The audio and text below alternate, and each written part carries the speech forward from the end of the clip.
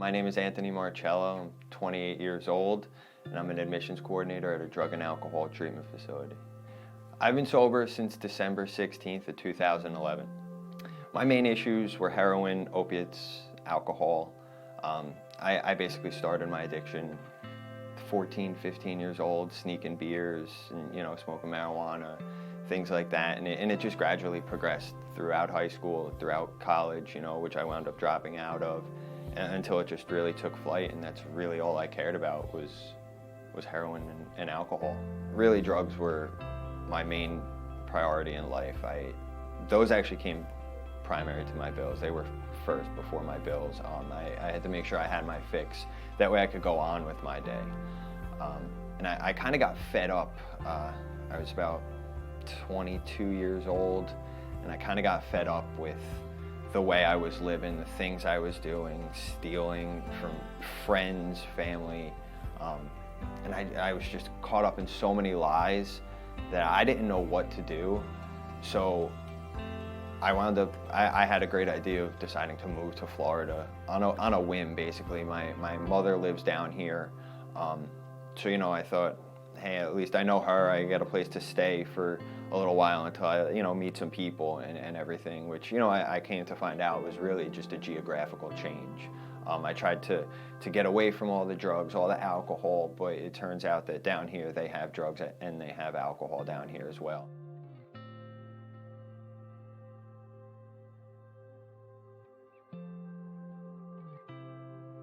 They wound up Marchman acting me, which means that I either had to go into a drug and alcohol treatment facility or I had to spend 6 months in jail. And I've been in jail and I didn't want to go back, so I decided to go into treatment. I had no insurance at the time, no money. I basically burned all my bridges in the past. My family wanted to help me, but they would not help me out financially anymore. So I went to a state-run facility. It was not pretty, it was not fun. I didn't know what to think. I knew I didn't want to live the way I was living, but I didn't know how to have fun without the use of drugs or alcohol. I didn't know that there was more to life than going out to bars on the weekends and at nights. So I decided to keep my mouth shut for a little while and listen.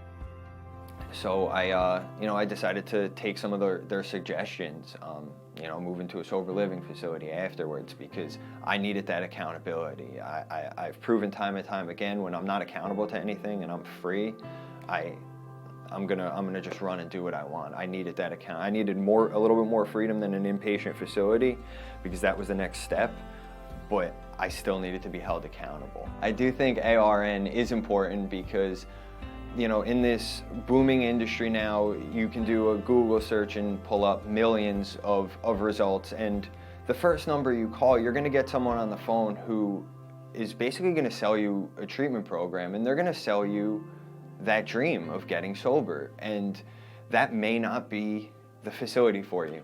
Bottom line, it may not be the facility for you. There may be other places out there that you don't know about, because you were sold by that first call. Addiction does not discriminate, and anyone can be an addict, an alcoholic. Somewhere in their lives, if they keep doing drugs, they keep drinking, they're gonna cross this imaginary line, and there's no turning back. It doesn't care if you're black, white, Asian, gay, straight, anything. If you have a facility that would be a best fit for you, it kind of will give you more interaction and more chances to learn, rather than just sitting and waiting for your discharge date. With my last treatment center, I thought I had no options. I thought I had no other outs. This is where my family found for me, for low income, no insurance people. I thought this was my only option.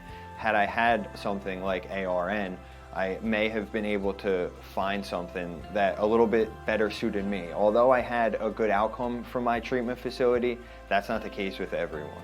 Calling a place like ARN would be beneficial, because it would find a place that best fits you.